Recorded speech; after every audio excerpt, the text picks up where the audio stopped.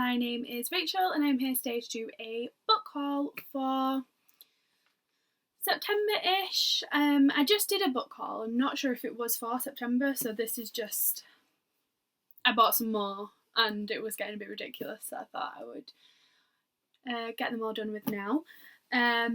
So yeah, that is what the video will be today. So if anyone watched a couple of videos back, I did already post that I bought this. It was a Roald Dahl collection because I hadn't read that many Roald Dahl books. SEO Trot. I read SEO Trot this month, so I'm gonna slowly make my way through this, which is exciting. The next book I got was The Yellow Wallpaper and Other Stories by Charlotte Perkins Gilman, and Robert Schulman is the editor. I got this because I've done the story at uni. I think I did it like twice. Yeah, I did it like twice. But the uni like printed out the story for us, and so I never had like a proper copy of it. And I've been doing some academic writing like the last 2 or 3 weeks, and I just thought it's not going to look very academic if I'm referencing it off some like printed out sheets from uni. Oxford University Press Classics, so this is like a pretty good. So yeah, got this so that I can reference properly. The next book I got this month has been The Boy in the Striped Pyjamas by John Boyne. Yeah, I've never read this and people always talk about it. I avoided the film because I did want to read it. Got it from a second-hand shop for like £1 or £2 as well, which is pretty good. So it had a sticker on it and it's left a really ugly mark, which I don't like. But yeah, the writing's really big, so, and it's quite short, so probably like an afternoon sort of read. Next thing I got was Captain Corelli's Mandolin by Louis Debonaires. Butchering that. And the author of this on the back of the book is compared to Charles Dickens and Evelyn Waugh, and I love both of those so much. I love Dickens, and I read The Loved One by Evelyn Waugh in satire at uni, and I really enjoyed it, so I'm quite excited for this. I got The Cuckoo's Calling, that was there, by Robert Galbraith, which is J.K. Rowling's pseudonym. And yeah, it's a nice hardback, lovely copy with nothing wrong with it, so I'm really happy with that. When a troubled model falls to her death from a snow-covered Mayfair balcony, it is assumed that she has committed suicide. However, her brother has his doubts and calls in private investigator Cormoran Strike to look into the case.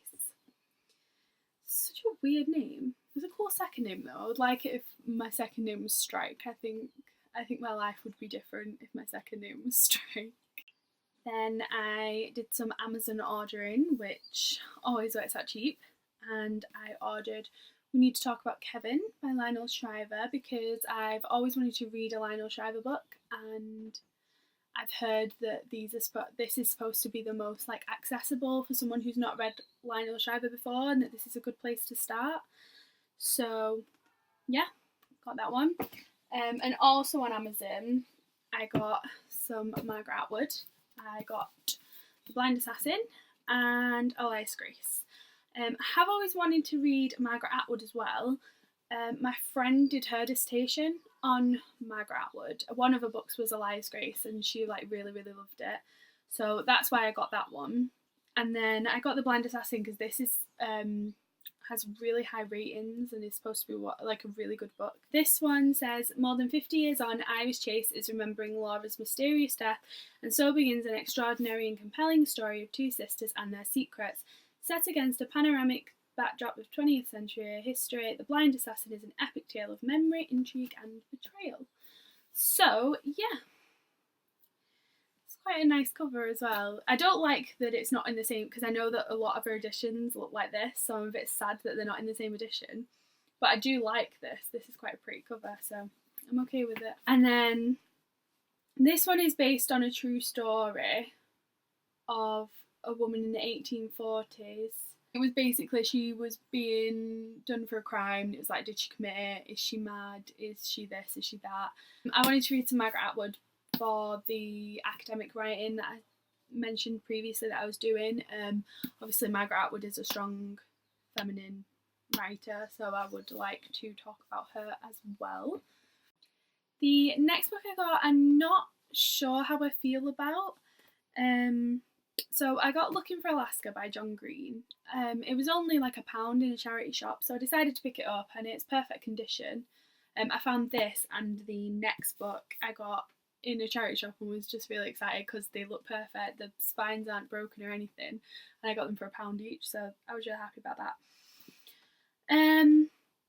But yeah, I got this. I really enjoyed The Fault in Our Stars, so that's going in his favour. But I got this when I was halfway through Paper Towns, and I was really enjoying it.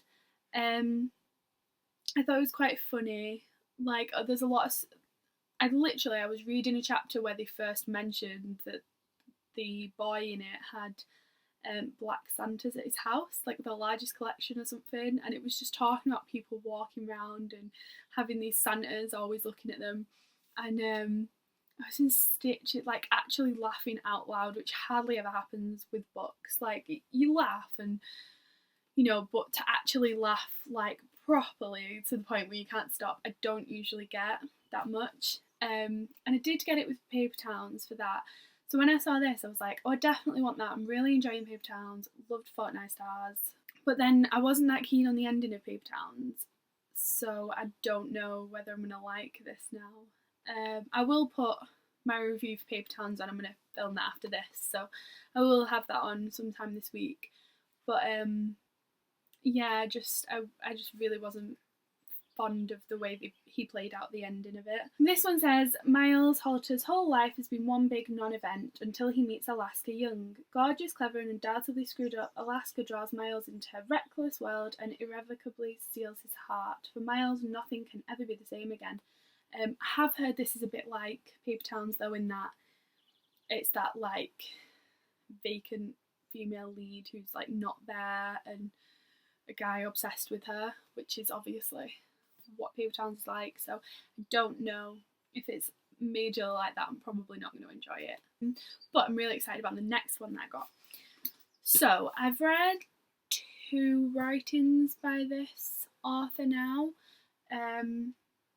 One, I read Kindred Spirits, which I've actually reviewed previously, and I really enjoyed that. I wish it had been a bit longer. It was like a special edition for World Book Day, so it was a lot shorter, but I did really enjoy it. It was like a fun little afternoon read. And then I've read Carry On by her. So obviously I'm talking about Rainbow Rowell. Really, really enjoyed Carry On. I just found it really refreshing, and it was really nice to have like a love story that is homosexual in teenage literature, because I think that's something that people don't do a lot, and I think it is something that needs to be done, because obviously heterosexual and homosexual love are just as, you know, equal and fine as each other. So there should be more of that happening in literature, and I'm really, really glad that I read that and I enjoyed it for its own merit, but also enjoyed it for that. I've got Fangirl, but I've not read it, which I feel is stupid because I've read Carry On. But basically I just heard about Rainbow Rowell and looked up best book by them, and I think because Carry On had just came out, that was everywhere saying that was his best book. I thought that Rainbow Rowell was the man for all the time that I read until the end of Carry On, when I looked up some reviews and found out that Rainbow Rowell was a girl. So it's a bit confusing for me. But yeah, I've not read Fangirl yet. I do really, really want to read it. And the other one I got was Eleanor and Park. This is again perfect spine and perfect edition, and only cost £1, so that's brilliant. I'm already in love with the fact that the inside covers of this book are absolutely beautiful.